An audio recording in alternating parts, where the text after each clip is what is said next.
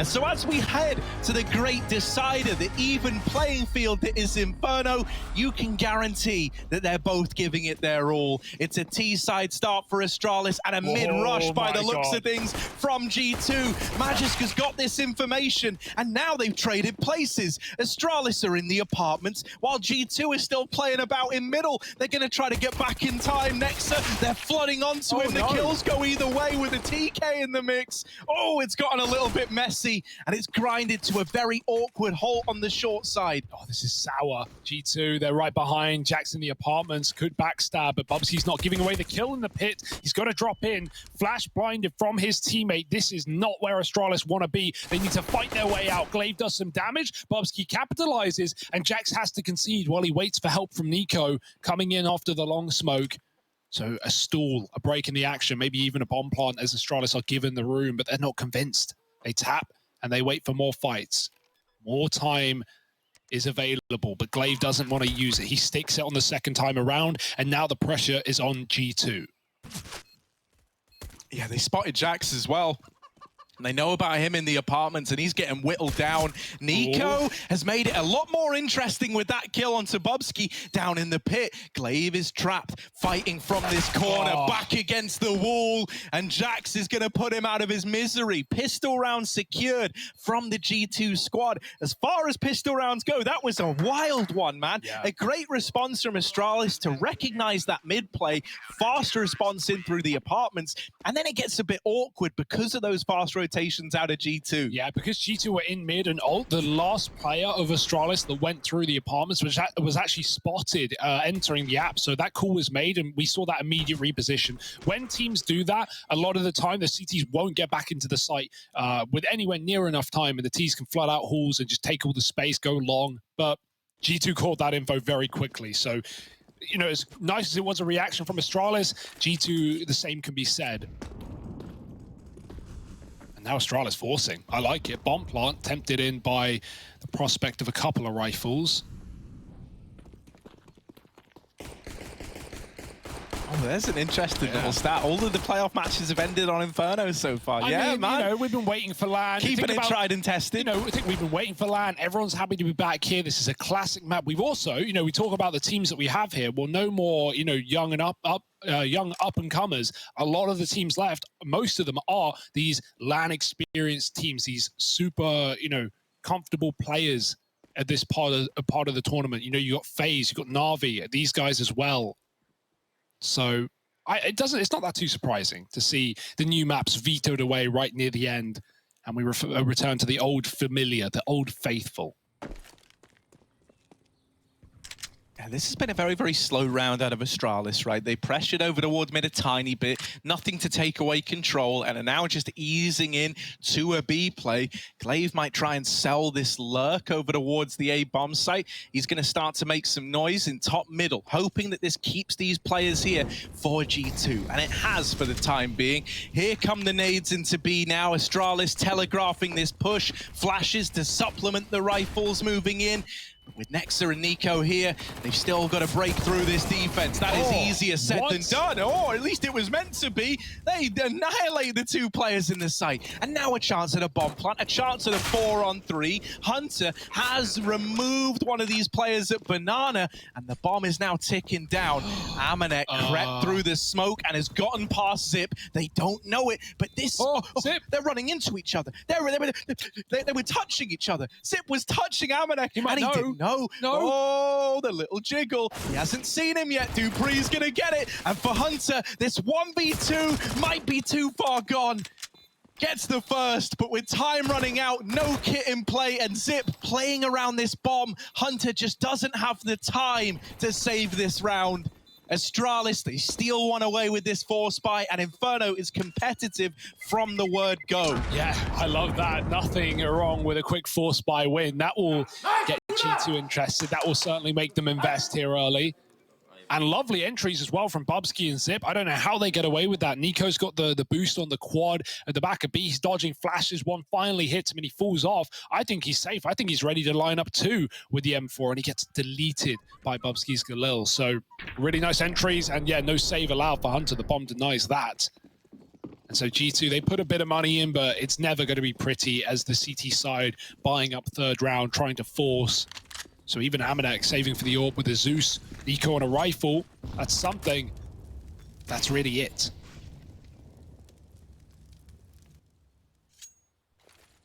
Yeah, triple B as well, and of course it's in this moment that Astralis decide to hit the A bomb site. They've already wrapped long. They haven't even really thrown utility until that one smoke lands, and so no one in this site is aware. The contact play works wonders. JACKZ completely caught off guard by the fact that there's already, what, 3 guys out at long?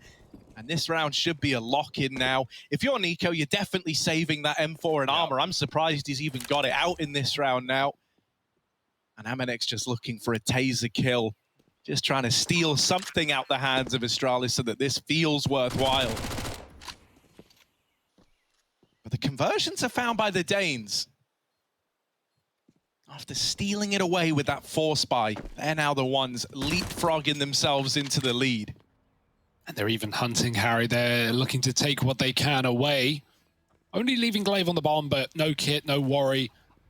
Amanek is not in a room to move right now. Magisk jumping with a flashbang, and everyone's going to die here. You'll expect Nico's gone as well. What a lineup off the Mac, and even upgrade available for Magisk. Amanek, he's probably going to die to the bomb here. Pretty uneventful for Amanek, right? He never really got given a chance. I don't know if it's purpose. Magisk didn't take the M4 off Nico. No one took it. Did they not realize, or did they not want it? Because as much as you're up against Eco here, that's a free rifle. That speeds up your improves your bonus round rather. I mean, as mentioned, it was kind of surprising it was even in place, so maybe they just didn't know about it. Yeah, I mean, Nico was at the back here. He lined up, so you'll see like maybe Magisk. Yeah, he's not really looking at the guns. You can see he's just spraying. And at that point, he's probably hunting for the ace as well. He killed 4 in the round, and now it's USPs for G2.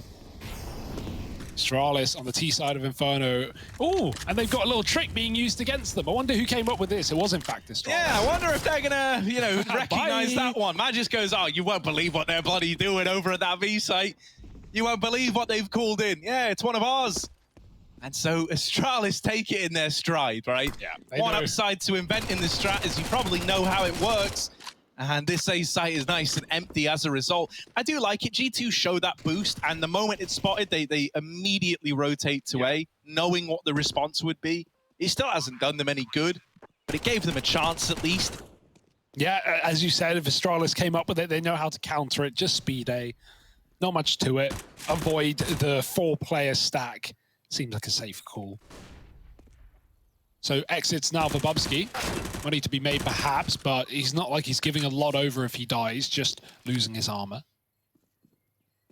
And he's backed up to let his team come in to pick up the pieces. Players with full health. Glaive leading the charge. Wants to get out of the minuses, get some kills on the board. 3 will help out. Zip follows up, and Glaive's getting yoinked. He won't get given a thing, or maybe there's still a chance. Bubsky's recommitted, and Amanek's got a gun. Oh, Glaive, you got to get it. And now he's at 0. That's more like it. On the board with no kills, and finding Astralis a 3rd. Yeah, he TK'd in that pistol. Yeah, so. yeah. It's it's a spot we should all be familiar with, right? If you're watching from home, you've definitely gone 0-2 before in a game, so that's all well and good with a TK sprinkled in there. Glaive going to keep the MAC-10. He's going to look to be a fast nuisance in this round, right? This is pretty typical. You keep one of these MAC-10s up. It's even more effective if your opponents haven't got head armor, which over on the G2 side, no one does right now. So this MAC-10 is a little more deadly than perhaps it would normally be. Back to another one of these defaults for Astralis. The AWP on Amanek is situated over towards long. So with how this round's shaping up right now, might not ever have much of a chance to put it to use. Astralis are very interested in this B bomb site. Astralis is so good at just getting the banana control and committing immediately, and just taking the first volley of util and winning the round so quick. Can they do it this time around? There's the smokes in. Already players leading, and Bubsky's got the entry. Nexus locked out in the smoke in spawn. He's blocked it, but Bubsky has shot him in the face right through the smoke. 5-on-3, and it's an Inferno El Clasico. It's a save for G2. You can see them poking their heads in. They want kills, but they know they can't win the round. And that is the most important factor. Got to keep those guns. Lovely little stuff for Astralis. One way to begin the T side, right? Condition them to be scared of B, keep that pressure up. Yeah. And I'm sure this is all part of the master plan for Glaive, right? Swapping it up, going back to fast longs eventually when you're expecting G2 to be triple B out of the gate. Yeah, right. It's the precedent that you're setting from winning these rounds, right? It's not just winning them; it's the fact that you're bullying these players on B, and thus far, you know, like in a lot of these crunch situations, it has just been the B commitment. So you are naturally going to expect G2 to lean more players towards this side of the map. An important thing to note here, they hunt down these saving players. Yeah. And the reason why they hunt so frivolously, right, you look at that and you say, yeah, they just threw a lot of bodies at that problem. But by taking one gun away, even with the loss bonus, now a buy eludes G2. If they'd kept 3 rifles, then the rifle players could have dropped over. You would have had 5 guns. You would have been able to put something together here. And that's not the case anymore. That's the impact that removing one player at the right time can have. Set Astralis up nicely to really build upon this lead. Yeah, absolutely worth the 3 casualties, right? Especially when you're winning rounds like this and winning rounds off bomb plants. That's even more money than just getting it off of the limbs alone. And so 4 in a row for Astralis. G2, they would have loved to rebuy. They would have loved to redo that last round with maybe more defenses at B, but really you're just going to be relying on those 2 guns to not only either win the round for you or get out again and try and save. So do you put them together or split them up and hope that someone can be your hero? Hunter's going library, Amanek's taking his AWP to B. But wherever you go, whatever you do, Astralis are going to be ready for it. Back up Banana with a furious pace again. Demanding respect. But Nico wants to go back in. The flash is going over the top. Amanek's now on the corner. But luckily, Astralis didn't overcommit. They were able to dodge death round the corner. Now at least G2 have a setup, but Astralis still have util. There's the AWP surprising the first man. Glaive on the receiving end, and Nico was never uncovered in Banana. He could have swung this and dropped the bomb. They are lucky to get it out of Banana on the side of Astralis. Another thing to note, right, when you've got this hero AWP like you do right now, he's going to be even more mobile than normal, right? He's going to take a shot and then disappear from that side of the map. That is exactly what Amanek has done here. That AWP is no longer at B. Instead, it's posted up in middle, and it might be in the right place at a perfect time for G2. Yeah. And add on to this, Nico, if he flanks, he's going to get that gun. Oh, no, Nexa catching Magisk, lining up nades. There's no cover. Everyone's in apartments. What a perfect timing. And now they're walking into both rifles. Hunter does some damage. He will fall. Nexus P250 does it all. And 3 kills with a $300 weapon is all G2 needed in that round. Forget the fall buy. We'll do it with nothing. Yeah, great stuff out of G2 there, right? From the get-go, really, the way that they're setting up Amanek with that AWP, all with the goal of working a pick early at B, trying to force Astralis into that exact A play, into the stack, into the rifles. And it all comes together before our very eyes. Nexa clearly had a good idea as to what was going on. He hits that mid-timing on Magisk. I was starting to get nervous that it could have happened. And Nexa, you know, just holds mid for like 20 seconds there. And so I was thinking, like, yeah, he's not moving. He's not going. And of course, right as Magisk is about to throw that util, that's when the peak comes in. Yeah. And at that point, like Astralis, they essentially get given a warning that this site is stacked. They know we're here. They know what's happening. And they've got no choice but to commit. Yeah, really good call for G2. Think about how they forced Astralis into A. Astralis wanted B at the beginning, right? They take Banana, they take Carl, they double Molly, and then G2 flash them back in. They retake that control. And then with the AWP kill coming from Amanek, we're seeing the AWP scares Astralis right away. And, well, sends them right back into the AWP on the A site instead, doesn't it? Nice little round there for G2. Yoinked. And now Astralis, they've got to pick up a rifle here.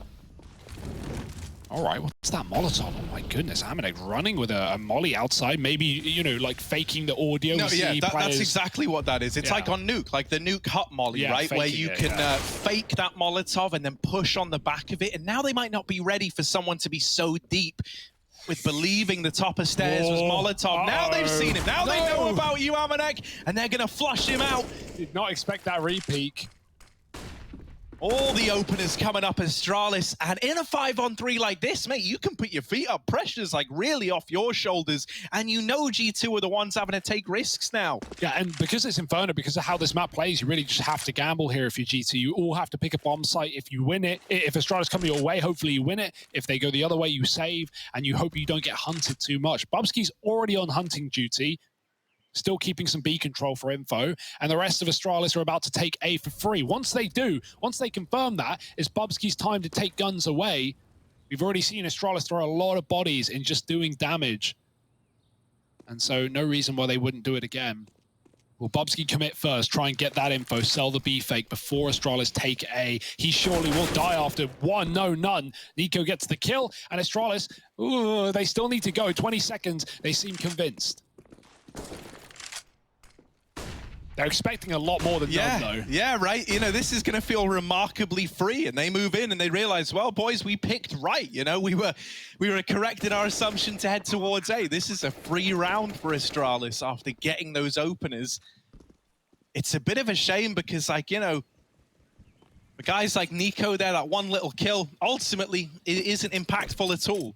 You know, you just gamble wrong, right? You put all your chips over towards B, and with them not coming your way, you are just forced to commit to holding on to these guns. Now, that at least gives you a lot in this next round, right? You can have AWPs aplenty, you can have full utility, and I kind of want to see them go back to putting Amanek in these opening roles, right? This round here, we had him attempt it again with that apartments peak.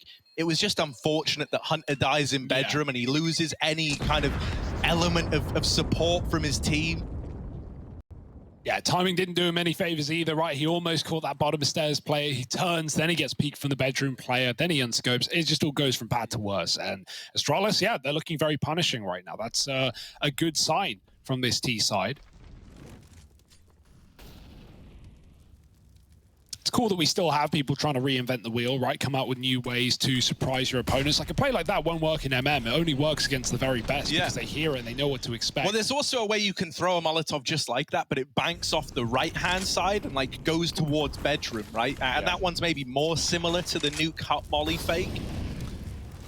I haven't seen someone drop it out the window like that. That was the interesting part. Right, Amanek, he's about to meet his maker. Flash through middle, they're going all up. 3 players running, now 4 with the bomb, and 1 on B. It's a split here into spawn for Astralis if they can get there. Smokes are down, cordoned out by Hunter, and he can go back to check the CT side. Nico's here for support as well. Oh dear, timing is everything. Hunter's turned, and Nico doesn't actually have the cover, so Hunter stays on his angle, but he knows he's susceptible to dying library side as well. And Nico, reaggression is being held. Zip gets the kill, and now Hunter's got to be very careful. Can't afford to make the same mistake. He's even been smoked off. This B split is starting to look perfect. Yeah, there is a weird gap in this, and it's going to favor Zip. Hunter is trying to work out, like, how can I use this to my advantage? You can't, mate. Yeah, the Hunter literally becomes the hunted there. And so now Astralis wrapping into this B play. An important thing to note is that Magisk is still adding insult to injury. Mate, you can come back to A. Magisk has just secured it, and they will. Astralis go, yeah, all right. We've got him trapped. All right, we know what Nexa's game plan is. He just wants to hold on to this AK, and hell, dude, we're in the spirit of ruining people's days today. So why don't we add Nexa to that list? That's a beautiful round for Astralis. Are they going to find every kill? Zip, so patient. It paid off earlier, but Nexa's not giving him an inch yet. However, second by second, Astralis, they cut off his positions. Banana's gone, CT's locked out, Nexa's trying to hide at the back of the site, and they will meet him there. Bubsky with the exit, and it's Astralis 6-2. They are winning every round right now. They are killing every saving player. Luckily, we have still money for G2 to fall back on, but right now, this is not a good sign from them. Yeah, you can really tell if a team is going to assert dominance on a map of Inferno based on their dedication to hunting and removing guns, I feel like, right? Astralis, they're very, very confident. They've got lots of money. They're sure of themselves in these rounds. They've been winning the majority. And so when it comes time for you trying to do the Inferno Classic, which is hold on to your guns, they are throwing everything in the kitchen sink at you to take them away. And it's all with the long-term goal of just keeping keeping you on the back foot as much as they can in this first half. Because honestly, if you start with a strong T side like this, it can feel impossible to recover. Yeah, it's also how they're starting so many of these rounds as well, right? Like you think about the amount of rounds that Astralis are in 5-on-3s from the get-go. I'm talking that double apps push that got denied. I'm talking the instant B execute in the first gun round where G2 lose both players. Like these are rounds where if Astralis are getting 2 kills quickly in the same place, you're done. You're done for on the CT side. You really have to give it up unless someone makes a mistake for Astralis, which is a rare case, and G2 capitalize. There's almost nothing you can do on this map. Yeah, it feels like it leaves them in situations where you're left looking at one player and going, well, if this guy doesn't get 3, they don't even attempt the round. And that's not somewhere that you can, want to be every single round. Like, you do have those moments where individuals go above and beyond, but that's not reliable. That's not something you can hinge upon. And, you say, oh, there's one player getting 3 kills. That's, maybe on some maps it's doable. On a map like this, it's actually very difficult, especially when you're, an anchor player trying to multi-kill on either side here. Think about how regimented the utility is of all teams, of Astralis's as well, right? Think about their B executes, the triple molly takes with double smokes. Like, you're not getting given room in executes to do anything. So, yeah, we're getting some really nice T-side rounds right now. I like more this, where that Hugo. came from. I like this. I want to talk about it. Amanex going back to B. It was in the round where he took that aggro peak with the AWP that G2 were able to find something. With him back here again, trying to exert this control, your end game is that you can set up a top banana and have a bit more presence at A. But look at the response from Astralis. They have countered this brilliantly, reading into the heavy stack at B. They pick up the pace into this A bomb site. They've just missed this window of catching the G2 players out of position. But G2 aren't very comfortable right now. The alarm bells are blaring. They're worried about an accelerated A play, and so they've pulled Nico away from the B bomb site. It's like Astralis can see what we see. I don't know how they read the game so well. They run into A, they force that scared rotation, like you say, and now they're creeping into the B bomb site. Nico is running to fill that gap, to fill that void, but he will not be here in time. That smoke can come down.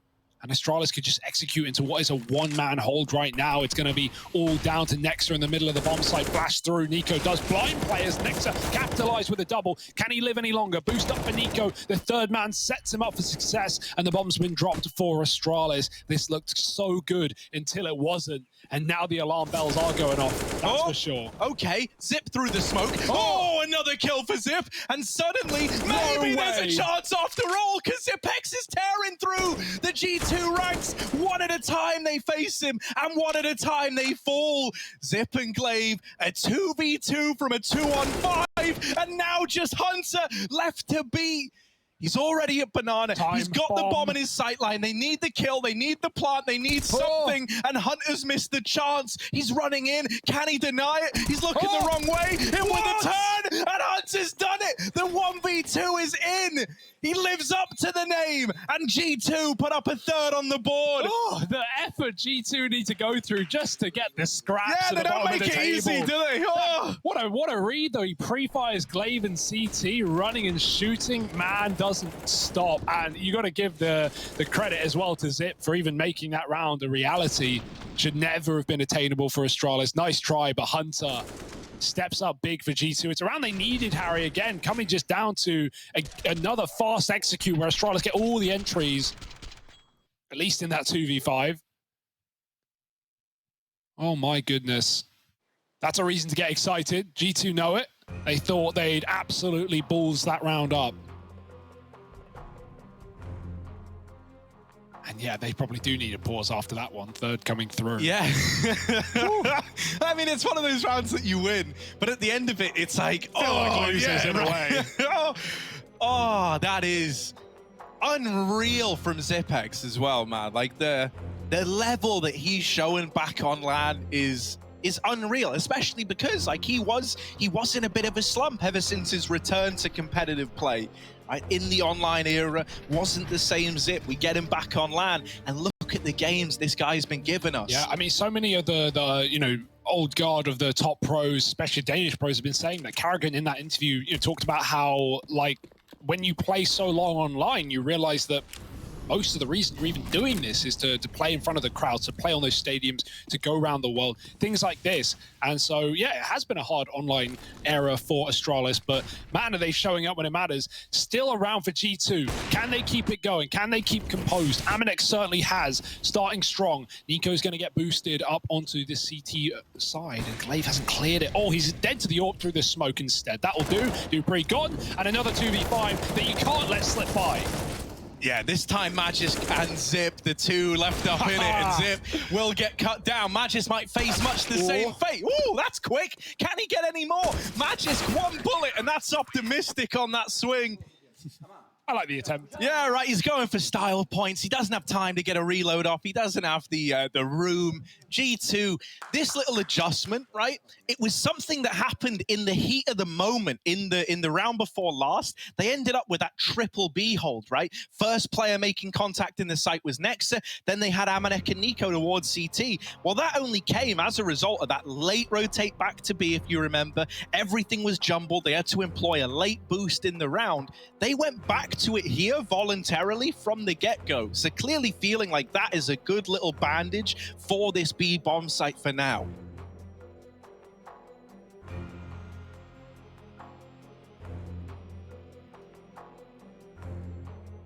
It's getting tense though.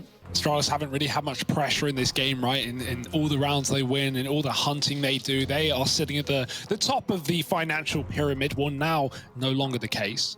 A couple of rounds for G2, and Astralis know their money is on the chopping block. Gotta win this one. Amanek's been warming in though. We're seeing more opening kills from his AWP. Really has come into its own. Glaive's now donning one on the T side to battle back.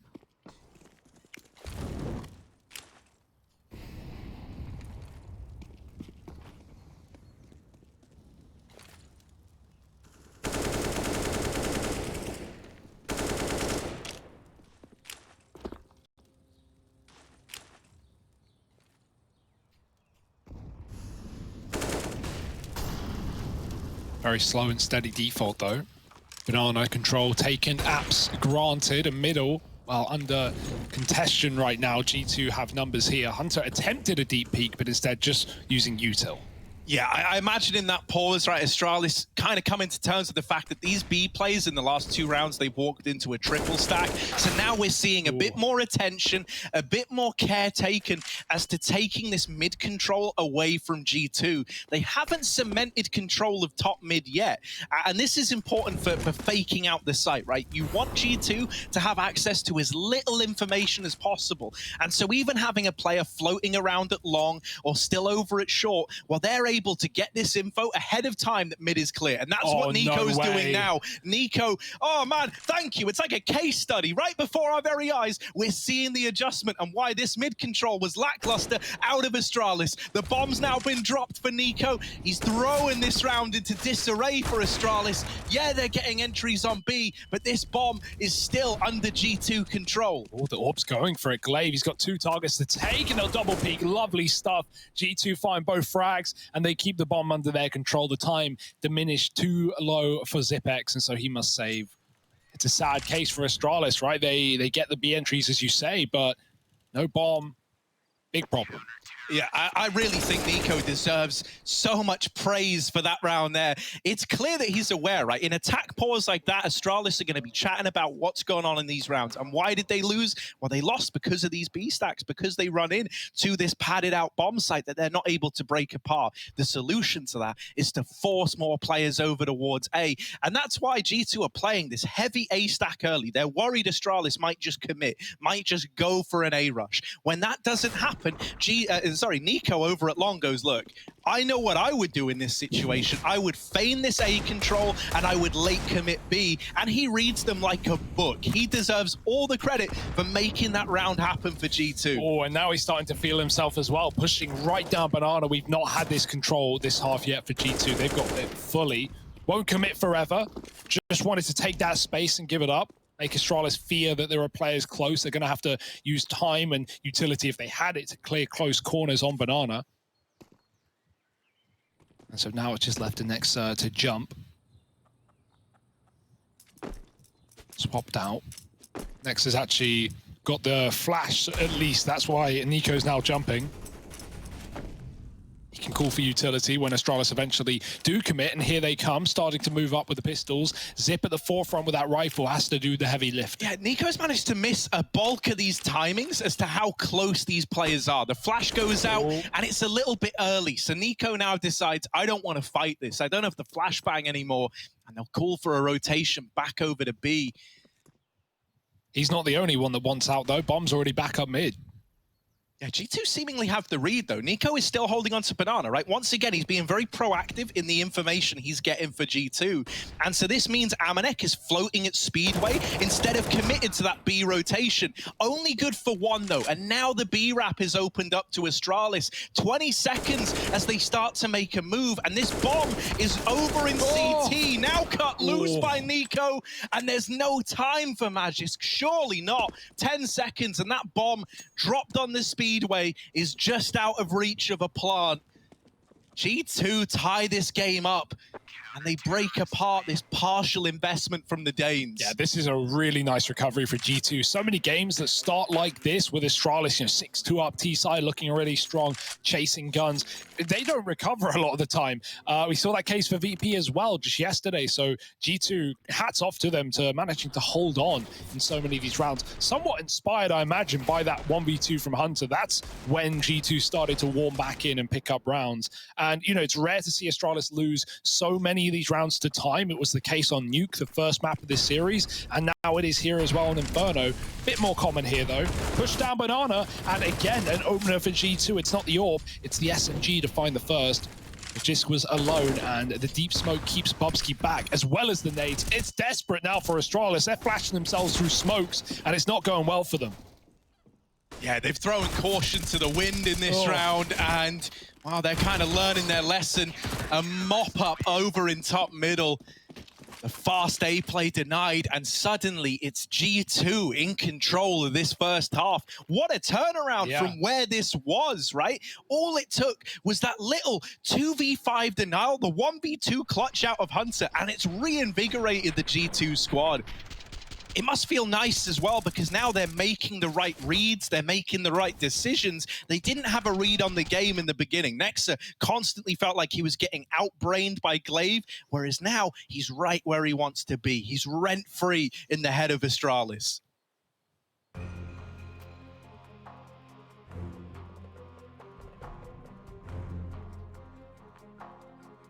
Astralis are really powering through these pauses. I think that's a sign of the times, a sign of how this game is slipping out of their grasp. 5 in a row for G2, and no more money here, so looking likely to be 6. G2 have almost guaranteed the half at a bare minimum. And we see a lot more of these rounds for Astralis, which is just a hero AK and a bunch of pistols and SMG on Zip. Very desperate. Very difficult to do anything in the long run, right? Getting entries, maybe finding 3-on-3s is doable, but winning a round without execute utility is going to be so hard. And so they go early. Glaive lining up long smokes and flashes, and they're popping through. JACKZ is already on the boost, though. He's going to be above any smoke that Astralis throw. Good flash, though. They will clear it. JACKZ gets one blinded, but double entry from Astralis, and it's up to Hunter to drop the bomb. Again, it's the undoing of Astralis. They get all the kills, they get the site, but they don't bring the bomb with them. And now G2, they're in full control. They're calling for rotates. They're trying to lock this down before it's picked back up. Yeah, and look at the rotations, man. So decisive in just getting everyone here to play around the bomb now. Oh, that nice smoke is big. It's gotten the bomb out of there. No. Yeah, Zip dies through the smoke. That is far from ideal. But Bubsky has at least given them a bomb plant and a fighting chance in a 2-on-3 post plant. He's got a nasty crossfire with Dupree as well.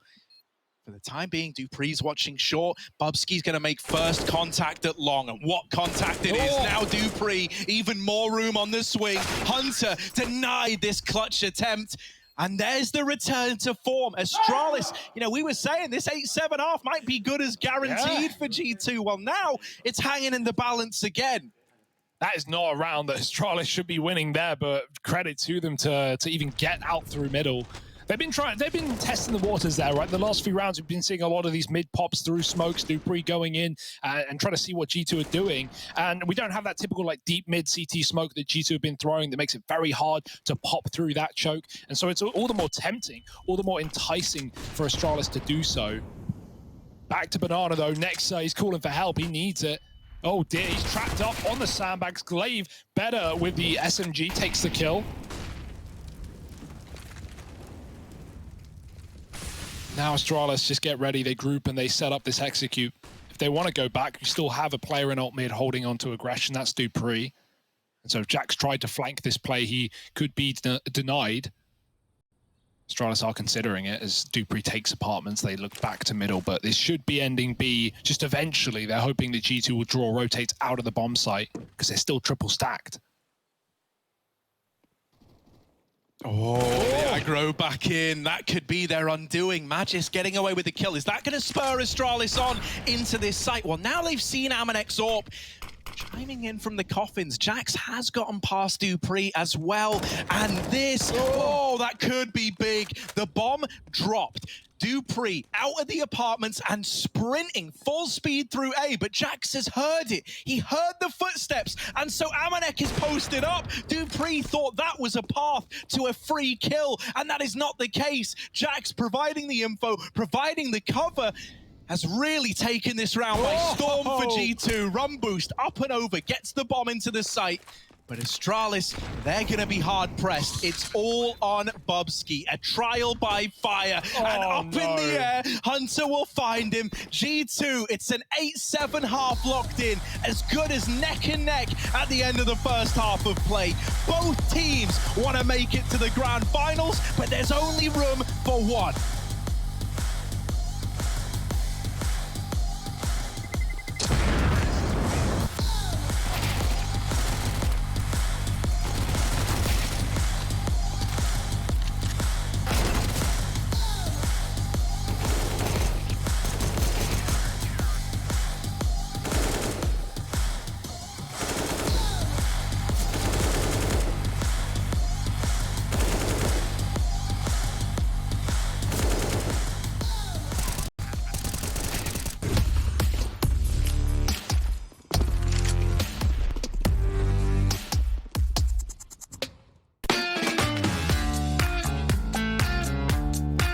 Hey Future Pros, today 8-7 at the end of that first half. G2, they have managed to win it out at a bare minimum, but we're neck and neck really heading into this second half of play. It was a masterclass to begin the T side out of Astralis. Then we had the rebuilding, the redemption arc of G2, and it's left us with a game where the victor is still uncertain. There's only room for one.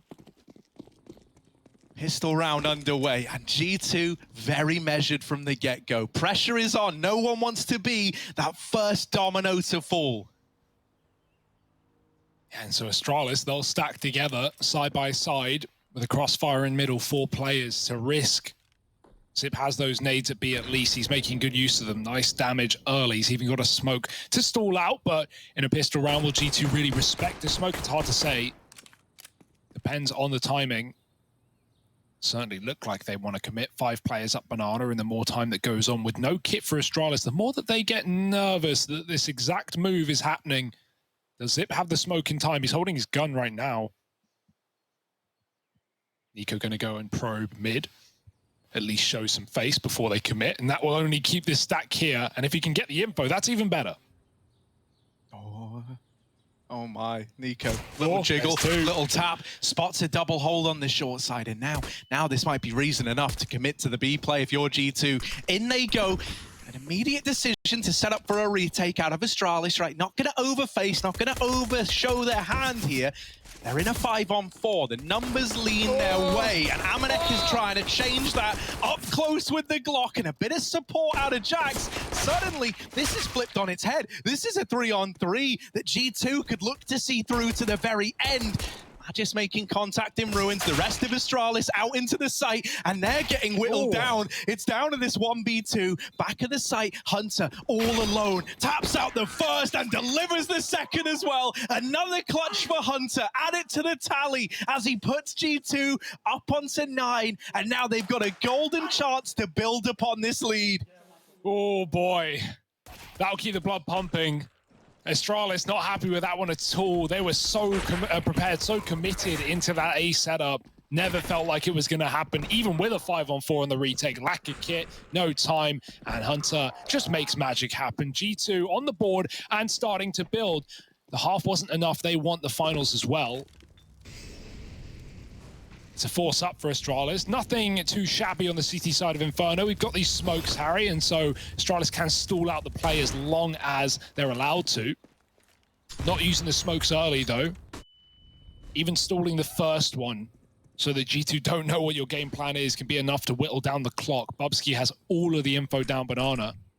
Yeah, an ideal world here for Astralis is if G2 play like passive in the early stages, if they don't give any of these fights early to bring out that utility, and you're left with all 5 of these smokes by like, you know, under the minute mark, you're laughing, man. That's exactly what you wanted on the Astralis side. We finally have a bit of this utility going out now. You've got smoke still inside of this B site to try and slow it down. And so G2, the longer they wait, the more dangerous the smoke delay play on the Astralis side becomes. Oh.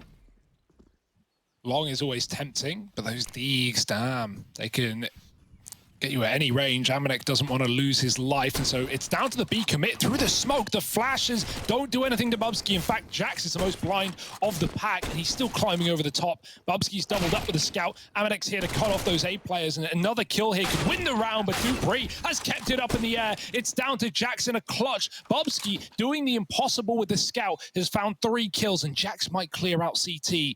He's walking the smoke. They're both moving up Banana.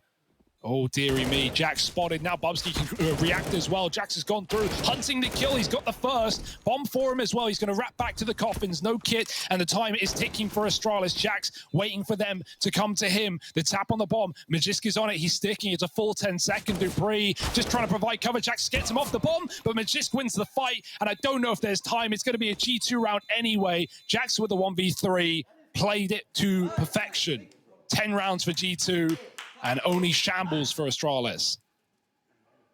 And I tell you what, man, while like in the early stages of that first half, it came down to like needing individuals to step up that just couldn't. Throughout the rest of the game, ever since that Hunter clutch put a bit of inspiration, a bit of fire in G2, it feels like everyone's had these moments where they've been able to step up, right? We've had Hunter clutching rounds left and right to find this scoreline. JACKZ with a 1v3 there.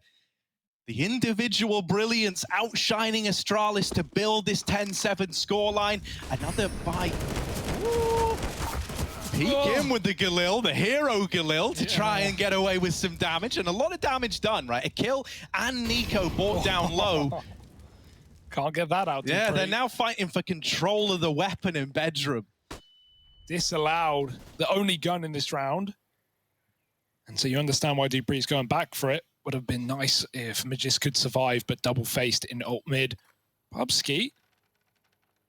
JACKZ is making no noise, so there's no reason for Bubsky to react. Still does have a smoke for B. That enables the AAA setup, and that's exactly where G2 are walking. But I'm talking about this like it's doable for Astralis. Nothing suggests that just yet, but Dupree grabbing this gun later in the round. Are they ready for it? They know it's here, and they know it's one of the only, if not the only weapon. And so G2 don't decide to clear it. Instead, they just commit. Oh, this is still weird, though. They've skirted past the guy in bedroom. Dupree is in, like, prime position to get away with a lot now.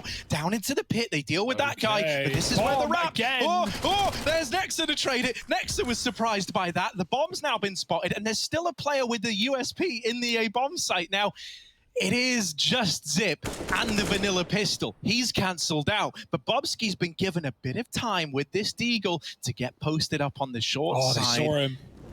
Creeping on out, they know he's here. Molly forces him into the open, and it's a good response from G2. They get that info, they throw everything they've got at the problem until it's not a problem anymore. G2 are up onto 11. Now we've got the investment looming for Astralis. Yeah, and honestly, they're happy with that round, right? It may have been winnable. It always sucks to lose a 2v2 like that, but Astralis came into that round with nothing but the Galil and a bit of armor on Bubsky, and they make it happen. They make it close. Well, think about how that first half started for Astralis, right? They were able to chain together a lot of T-side rounds. That's what happens if you break the CT's money in their first rifle round. Now, G2, they were in their first half when that happened to them. They weren't feeling a tremendous amount of pressure, and they were able to recover. Astralis don't have that same level of room. They don't have that same level of comfortability, right? This first rifle round has to be a situation where they hit the ground running, or else they might not ever even leave the starting line in this second half. Yeah, so tech pause coming to an end, and this rifle round coming to a beginning. No orb for Glaive. And he's definitely had a slower one this map, at least 5 and 14. Often been at the forefront, often been the guy we're talking about pulling up insane clutches and AWP openers. Hunter again has forgotten to buy. It's a rifle round, Hunter. And there's no one with money to drop him. That's a bit awkward. Okay. Did that back on Dust too, but at least there was a gun in spawn. Yeah, Let's he's hope there going is. back. I didn't see one. Let's hope. Okay. If not, wait for your teammate to die and grab it. Yes, very cool. And oh, there's a Mac 10. All right, Amanek, where are you? Come take this. I got a weapon. There you are, He's Amanek. actually coming as You well. left your gun in spawn, bud. You left your gun in spawn. No, okay, no. I was going to say, if he gave it to him, that would be hilarious. But instead, it's G2 working banana. Hunter's going to cause some commotion in apartments. Yeah, he's a little late to the apartments is the problem, so he can't actually like just go and take the real estate like normal. I mean, they can commit right now. Look at the B site. It's barren. There's one man here. There's only a single defending player in the form of Zip. He's got no more grenades. If G2 commit, they win. But Glaive gets that info down mid and sees Hunter trying to escape. That's called the rotation. That sent Astralis right towards the B bomb site, and they're there in time. Zip getting one, giving it up, and now everyone's here. Yes, some truly terrible timings in this round, man. G2, it went from like the golden ticket to them getting denied entries at the doors. And now just Amanek left. He's living on borrowed time, though. Look at this mini-map. They're all around him. And so this becomes a survival game now for Amanek. For Astralis, more of a point-and-click adventure as they look around the map trying to strip this gun away. Amanek swings this. He is surely a dead man. And there's the swing. There's the kill. Magisk gonna lock it in. Astralis, they do find that first rifle. And most importantly, if you're gonna take anything away from that, it's that it's flawless, right? You're not gonna get broken now on the back of losing one round. That is a big sigh of relief for Astralis at this scoreline. Yeah, it keeps them in it, right? Instead of them just getting 8-7 and then rolled in the second half. Now we're believing in, you can call it a comeback if you want, but it's still very close. However, it will certainly start here. You talk about Astralis using all their pauses, while G2 are now in the same boat. None left for these boys, and no money either. So probably even talking about that next rifle round. Figuring out communication, you know, that sometimes, yeah, the gun drop doesn't really help, right? We saw it on Dust, it didn't make a difference. It certainly did there. Changed all the timings out of spawn. It delayed the B play that could have been a 4-on-1, really, if G2 were ready to go. And so don't get stressed, don't get ahead of yourself, because this game is not done, and you know Astralis are never going to let go. So a near full eco here in this round for G2. A chance for Astralis to get a little bit more warm.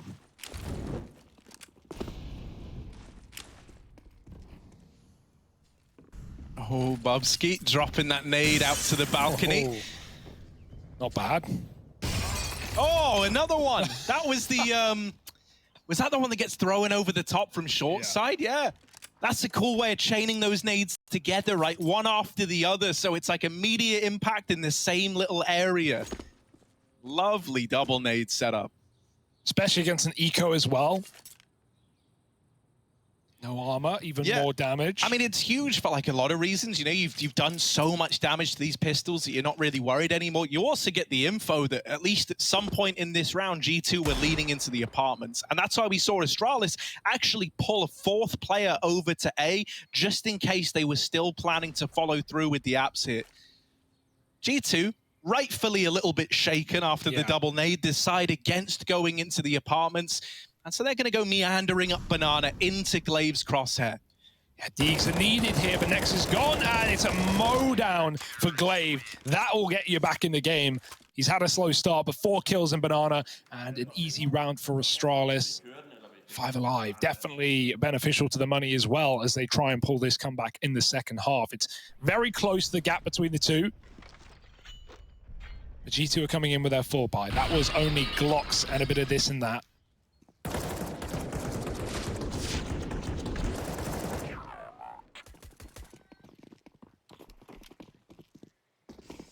Yeah, even this investment has its limitations. You don't have an open play, not that it matters as much T-side, right? Amanek, very lethal on the Mac-10 still, but Galil as well on Nexa, kind of lacking in terms of utility. This might force you into an A play as you get out through middle, and Dupree has already, turned Amanek to dust. Oh, he's aggressive, he's pushing them.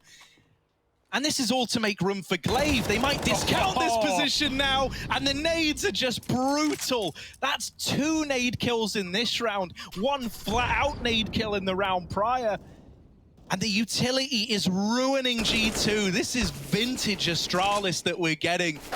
And Bubsky's there to close the round out, 10-11. What was once a nice bit of breathing room between these two teams is now starting to feel a little claustrophobic indeed. Just won the difference between these squads. It's getting harrowing because you're not getting bomb plants, so you're just trading by eco right now if you're G2, and that's giving Astralis all the room they need, right? The score 1 away, and this is that one. It's another eco. P250s and Deegs. Back to business, and Dupree, I'm liking the aggression, I'm liking the confidence, push down middle yet again, looking for that info.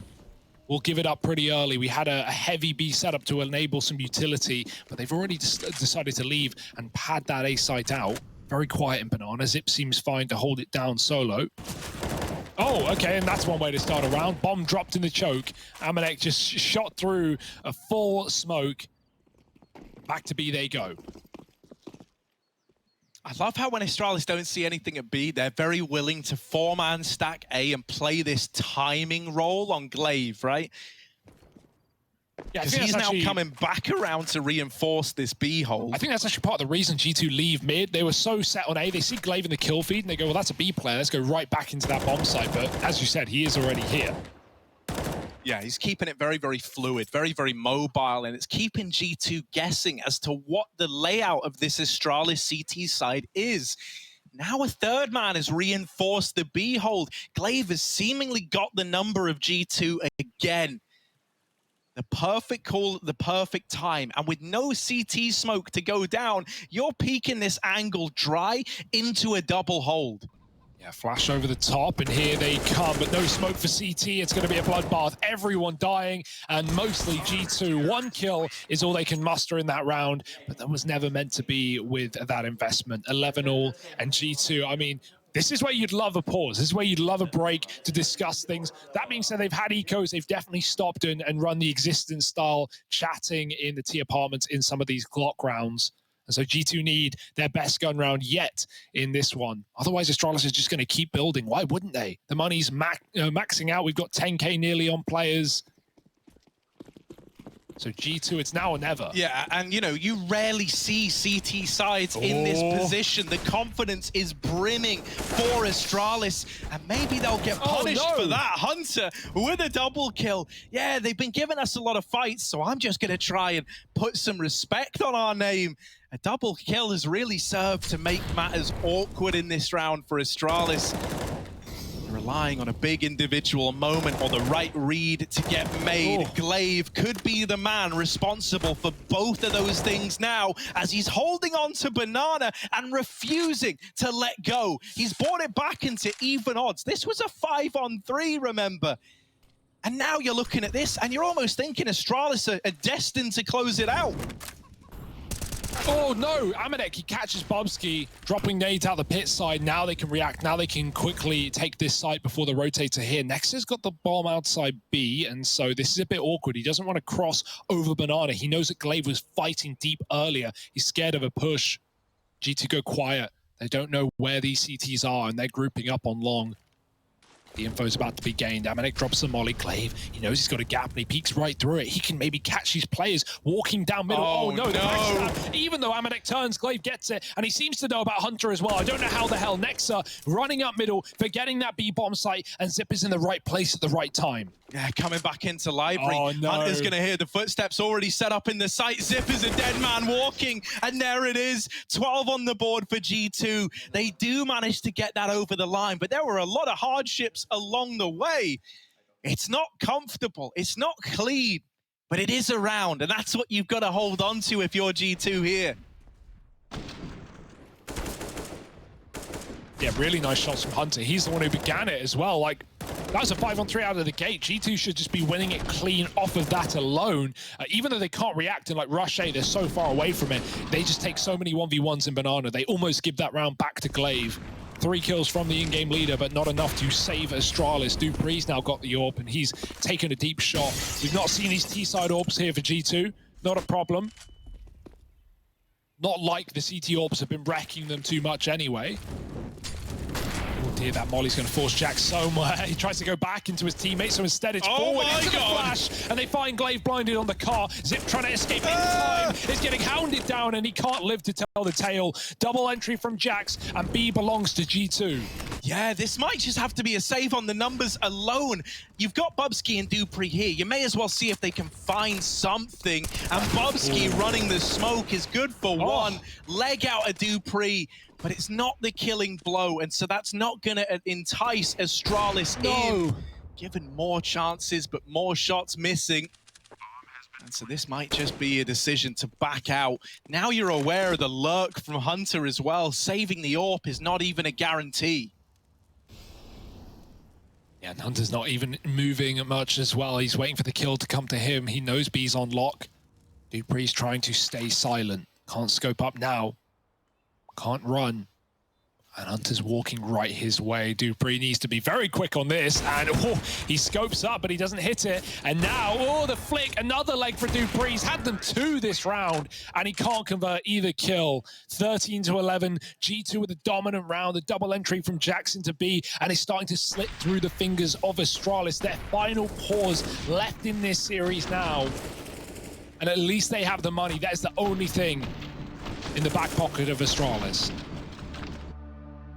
Huge round out of JACKZ, man. I love that he just goes, no, I'm capitalizing on this momentum, right? He blindsides the first man, and then he just runs down Zip in the B site. It takes some balls, it takes some confidence, and it's that decision that gets G2 into this lead. Astralis are feeling stressed. You can see the sweat piling up on the foreheads of Glaive and Zip. Pressure's on now.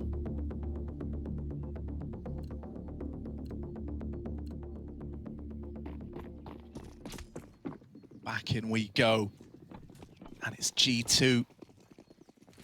1 rifle round away from breaking the money of Astralis at 14-11. You know, we never called GG before it happens, but that is the, you know, the financial equivalent of GG. The impossible would need to happen if Astralis were to hold on, and they know that better than anyone. 3 at B, the molly peak from Glaive, and it won't work wonders. Luckily, the trade will. No one else spotted by Zip. As far as he's concerned, Banana is pretty absent, and soon it will be. G2 are running the bomb back down middle. Hunter's got a lot of space. Not only just dupreeh below him, rather, but a player on the balcony as well. Yeah, these lurks have been so impactful, right? Not only at finding these saving players, at throwing misdirection into the mix, but also at providing a get-out clause for G2. If they don't like what they see at B, well, Hunter and his real estate at A can be capitalized on. They're setting up to try and group into this A-bomb site. There is the read for Astralis. They've got 3 players here, all in the right place at the right time. Now they've got to hit their shots and win these fights. Bubsky, he goes 1 for 1. He does all he can. G2 grinding to a halt for a moment, trying to let the seed of doubt slip into the mind of Astralis. They've signed up to play mind games, all right. And this silence is only making you more and more worried on the Astralis side. Have you read this wrong? Should you be committed? Dupree on the short side gets the info and gets away with even more than that. Hunter dead as well, and the double up for Astralis works wonders. They stay true to the idea that that was the A play, and they reap the reward. That's so sad. G2's entire round there in that 3-on-3 is just waiting for the kills to come to them, and when they eventually do, they don't even get away with the frags. The info was all there. Hunter had heard not only Magisk fall off the balcony, but he heard Dupree running into the site earlier when he got to apartments. He had the info, and G2 are ready for the re-aggression, but they couldn't put a stop to it. Now Astralis stand tall. They keep going. They keep building, and they're still messing around with the buys in spawn. Finally swapping things over, and luckily G2 are not going for a steadfast round. Instead, they're taking apartments, boosting up. No nades to stop them. Astralis triple P, but not for long. Bubsky's already moving back. Some Molotovs by a few seconds here, which could make all the difference. G2 looking like they want to go quick. Yeah, an explosion into this A bomb site, a change of pace may be in order. Actually, they dump all this utility in, but it's not an A commitment. They try to split mid to B, and losing JACKZ early might have given away this this game plan, right? You're already seeing Astralis back up, moving towards the B site. They've got Amanek trapped on a limb out at long, and they're denying him this control. Glaive. That kill from Glaive is massive. Now he's freed up to go back to B to help Zip out in this position. Zip doesn't need your help though, Glaive. He's taking care of this B rush, and there it is, 13 all. Astralis 4 alive at the end of that round there. And once more, they've broken the G2 bank accounts. Talk about a back and forth game. You can see Bubsky doesn't want to get ahead of himself, get too excited, but a little glimmer of a smile on his face there. He knows the impact of that round alone. Astralis now no longer on the back foot, but in control of the semi-final right now. And it's so attainable. It's never been more attainable. 3 rounds away, and the first one gifted to them on a silver platter. Time to lift up the lid and see what's under that rock. Just beetles and deagles. Not a lot here for G2. One smoke.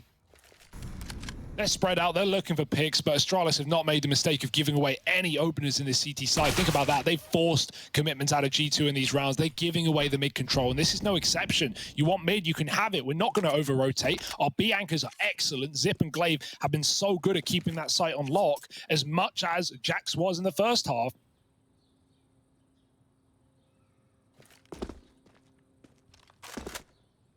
And I really think this consistent rolling presence of a player on Speedway rotating between the sites has helped Astralis out massively. It's made possible. Okay. That's random. Glaive was running and shooting and taking heads off. It's just Amanek, man. Everything is suddenly turning against G2. They know he's here as well. Magisk saw his feet just slipping by. And Dupree, here it is, waits patiently, and it's rewarded. 14 now with Astralis. They're the ones in the lead. The best they've managed so far was tying this game up at 11-11. Now it's them in pole position. Yeah, what a roller coaster this has been, right? From a strong start to Astralis to G2 recovering super well in their first half, and then they even win it out, right? You're thinking it's going so well, a pistol, a conversion, it's all falling apart for Astralis. They're silent, and then their second win comes in, and the LAN experience shows through. 14-13, and this is where it all comes down to, the final buy round, the final 4-buy for both sides. And mate, talk about experience. Guys like Glaive are exemplifying that. His cooling has only gotten better as this series has gotten closer. He also had a slow start, as you pointed out. He's now second on the board for Astralis. Crazy. He has risen up through the ranks, and he's trying to get them to this grand final, even if he's got to do it himself. A lot of damage done by Glaive on that peak over the half wall. And it's a little bit of information going the way of Astralis. It's banana control hanging in the balance. Yeah, just to put numbers on it, Glaive had 5 kills to start this half as well. He's now at 21. That's kind of obscene. 5-on-4, kill taken from Amanek. He does drop Dupree in middle, getting into the action, but taking a lot of damage, RG2. Again, we have this lurk in apartments. Hunter just keeping up the pressure, but smoked off right now, can't do anything. G2, they just want to commit. Wherever they go, whatever they do it together, do it in numbers. Make sure you can trade. Because Astralis are spread thinly right now. 3 on the B bomb site, and alone is Zip on A, or Magisk on A. And so wherever G2 go, they're expecting a 2-2 here. The read for Astralis is looking wrong right now. 30 seconds, Magisk needs a multi-kill or Astralis are done for. Yeah, Magisk, you've got to do the impossible here, mate. Oh! Here's the footsteps, and Magisk, impossibilities are his middle name. A double in the round, and now Astralis has spurred on to give this retake a go. Look at the health. It's Nico and it's Hunter. It's the two cousins left alive for G2. Hunter said his goal was to be on a team with Nico, to play alongside his family. Well, now he's got to keep the hopes and dreams of G2 alive with the man in question. Waiting in the pit, waiting for the smokes to fade are Astralis. And then when the strike comes, it will be decisive and it will be fast. Here's the peek out of apartments. Hunter spotted, dancing around. Nico not known about yet. And the kills come in for Nico and Hunter. That's why they've got these guys in G2. That's why they want to be together, because they give us rounds like that. 14-14, and the hope is still very much alive for the G2 squad. Retakes maybe hard, but they're not supposed to be that difficult. That is dirty from Nico. Headshot angles, and of course he's hitting every single little bullet. Magisk, he does everything he can there with that double kill, denying the Apps players a solo player on that site, but G2 still hang on by a thread. 14-all, that is not a round that you want to lose if you're Astralis. The man up on the retake with 30 health combined. That round could decide the outcome of the game. Like, if we're left looking at this, and these are the margins we're splitting, it's little clutches like that that can make all the damn difference. Yeah, no decisiveness now. OT, 16-14, who knows? It's up in the air, and G2, they're about to fly high right through the apartments with a flash play. Lovely entries, and there's nothing Dupree can do but one. G2 on the site with the plant, the middle finger in the face of Astralis as they destroy their economy in round 30. And man, if this hasn't been a story of big hero plays for G2 right when it matters to spur the squad on, I don't know what would be. You know, that first half was dire for G2 up until Hunter wins that 1v2 clutch. From then on in, he goes on to give us another clutch, more rounds stack up for G2, and then him and Nico win that 2-on-3 to find what is now a 15-round scoreline for G2 in the long run. Yeah, after Astralis did so well to hold on as well, they've now got to hold on to their guns. 2v4 in the chase. Look at this executing to B. It's only Zip, he's blinded, and Nico gets both. 15-14, no guns kept on, no money here for Astralis. They cannot buy a rifle with armor. Not an M4 at least. This is a catastrophe in the best of ways for G2. Yeah, heartbreaking for Astralis. They are left with Deagles, with SMGs, with shotguns up against a full buy from G2. Yeah, and to think all of this recovery from Glaive, it might all be for nothing. It might all be forgotten here. Felt like Astralis were already out of it near the start of the half, but here we go. It's come the full circle, the full 30, maybe more if Astralis can do something dirty. But I can't say the odds are in their favor. Yeah, this is G2's chance, right? This is the golden moment. The next minute and 30 is the hardest that you are going to focus in the entirety of this series. Nico has been instrumental in these last few rounds. And what a time for him to step up, right? For this guy, it felt like he was always destined for greatness, but always left as the bridesmaid, never the bride. Well, this round, he's opened it up once more, besting Glaive, and now a path carved over towards this B site. Even if you don't take the opportunity to hit B now, you know you're disrupting the Astralis game plan. You know you're shifting rotations. And at this scoreline, in round 30, with no money, all the pressure is on your opponent. Yeah, smokes are in, but there's no commitment. They go quiet. In doing so, Astralis, they have pulled all their bodies but one into this bomb site. So the stack is here, and G2 are going to meet them right in the middle, charging through the double molly. Burns out Zip. Bubsky gets one, but he has to fall off the boost. They're going to go through. Astralis chasing, but they can't get the kills. Bubsky traded after one, and it's only Magisk on the wrong side of the map. It might be coming to its natural conclusion. It might be a grand final spot for G2. It's only Magisk in the way of that. Yeah, 1-on-3, and you're left thinking, if only some of these clutches hadn't have eluded Astralis, would this be the scoreline? Magisk is cut down, and there it is. G2 go into the grand finals of IEM Cologne.